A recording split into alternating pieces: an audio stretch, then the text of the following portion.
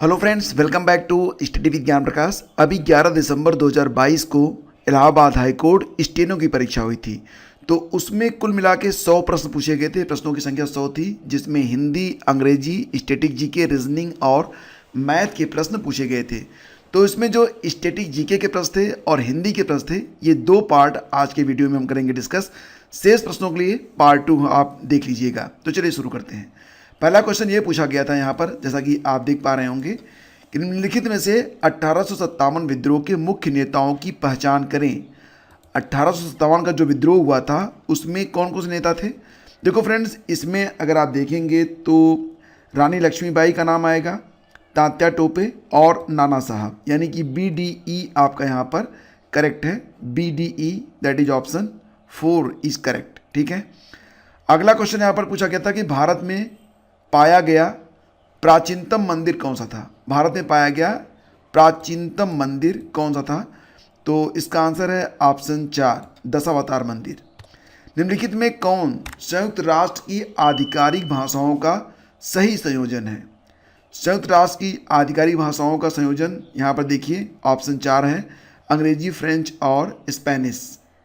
इसके बाद question number 4 है कि मुगल शैली की लघु चित्रकारी स्वदेशी थीमों और शैलियों का डैश थीमों और शैलियों के साथ मिश्रण है। मतलब यहाँ पर जो आपका ऑप्शन हो जाएगा वो कौन सा हो जाएगा, पर्शियन और उत्तर यूरोपी। यानी कि मुगल शैली की लघु चित्रकारी स्वदेशी थीमों और शैलियों का पर्शियन और उत्तर यूरोपी थीमों और शैलियों के साथ मिश्रण है। तो इसका जवाब बनेगा आपका ऑप्शन 3।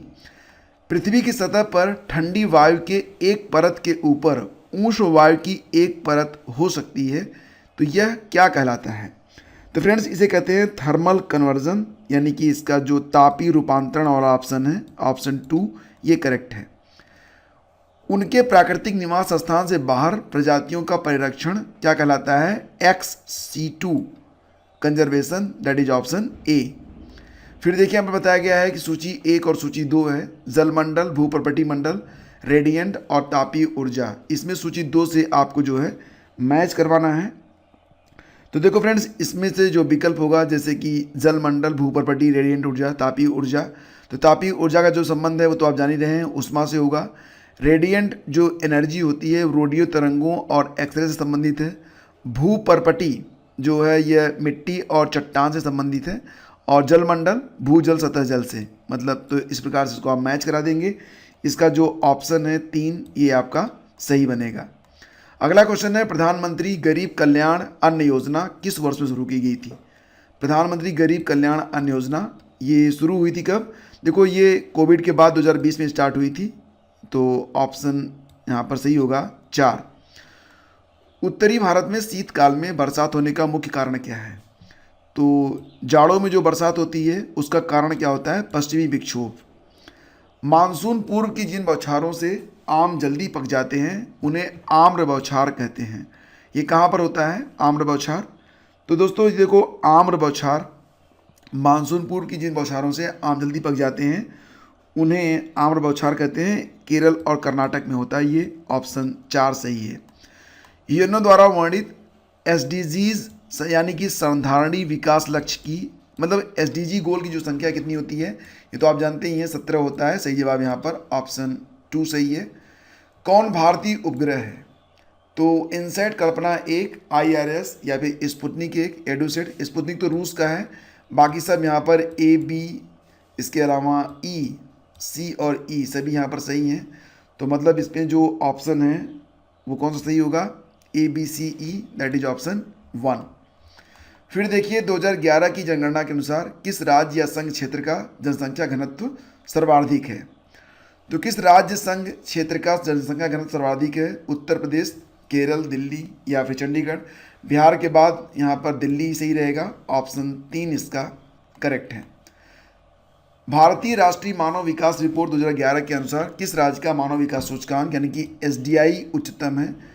तो सही जवाब इसका हो जाएगा ऑप्शन 1 यानी कि केरल का। ठीक है। और कौन से कार्य आपराधिक विधि का उल्लंघन करते हैं। आपराधिक विधि का उल्लंघन मतलब इसका from the following identify the acts that violate the criminal law. ठीक है। तो इसमें क्या क्या हो जाएगा, देखो एक तो थेफ्ट हो जाएगा, थेफ्ट हो जाएगा, ठीक है। इसके बाद जो सही जवाब है, यहाँ पर विकल्प दिया गया है, इसी विकल्प में से आपको चुनना है। तो ऑप्शन 15 है और इसमें ए डी ई आपका सही रहेगा, ए डी और ई, ठीक है। इसके बाद देखिए अगला क्वेश्चन होगा कि निम्नलिखित अंक श्रृंखला में कितने ऐसे 5 हैं। खैर ये रीजनिंग के सवाल हैं, इसके लिए एक अलग वीडियो होगा। इसके बाद फिर आगे बढ़ते हैं। पी यू आर ए पूरा का आशय क्या है, पूरा पी यू आर ए, ये बहुत ही अच्छा प्रश्न है और एग्ज़ाम में कई बार पूछा भी गया है। तो इसका आंसर बताइए। इसका आंसर हो जाएगा यहाँ पर तीसरा वाला, providing urban amenities in rural areas, that is option 3। प्रधानमंत्री जनधन योजना कब शुरू हुई थी, 2014 में शुरू हुई थी, आपको पता ही होगा। मोदी सरकार के बनते ही ये योजना अस्तित्व में आ गई थी। तो इसका उत्तर हो जाएगा ऑप्शन 1। नाटो, सार्क, इंटरपोल और ओपेक के मुख्यालय आपको देखने हैं। आपको पता ही होगा कि अभी आपको पता होगा कि नाटो ब्रुसेल्स में इसका मुख्यालय है, यानी कि ए का 4 वाला अगर मिल जाए किसी में तो सही हो जाएगा, जो कि केवल एक ही विकल्प में है, ठीक है। बाकी में तो दिया नहीं गया है, तो यानी कि यही हमारा विकल्प सही हो जाएगा। इसके मुताबिक आप बाकी को भी बैठा सकते हैं, लाइक एज बी का जो ऑप्शन 3 है सही होगा। सार्क का काठमांडू में है और इंटरपोल का कहाँ पर है, लियोन्स में है। अब इंटरपोल की बैठक भी हुई थी दिल्ली में। ओपेक का वियना में है। इस प्रकार से आप इसको मैच कराएंगे। एपीईएस से क्या आशय है, एपीईएस से क्या आशय है। देखो फ्रेंड्स, एपीईएस का मतलब होता है यहाँ पर आर्कटिक एनवायरमेंटल प्रोटेक्शन स्ट्रेटजी। तो इसका सही जवाब बनेगा ऑप्शन 4।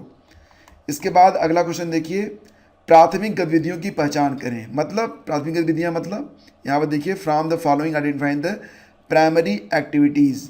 तो इसमें से क्या क्या बनेगा आपका प्राइमरी एक्टिविटीज में। प्राथमिक गतिविधियों की पहचान करें तो यहाँ पर देखो जो प्राथमिक गतिविधियाँ होती हैं उसमें मत्स्य पालन आ जाएगा। इसके बाद कृषि और खनन सब आ जाएगा। ACD यहाँ पर जो प्राथमिक गतिविधियाँ हैं ACD, तो मतलब इसका जवाब बनेगा वो क्या बनेगा, ACD ऑप्शन 1। मोमबत्ती, बल्ब, सितार और लाउड स्पीकर है। इसके बाद किस प्रकार की ऊर्जा है, तो मोमबत्ती में कौन सी ऊर्जा बनती है ये बताना है आपको, लाउड स्पीकर में, बल्ब में। तो यहाँ पर मैच करा सकते हैं आप, जैसे विद्युत ऊर्जा से प्रकाश ऊर्जा, ये काम तो करेगा बल्ब, ठीक है। और यांत्रिक से ध्वनि ऊर्जा में बनेगा ये सितार काम करेगा।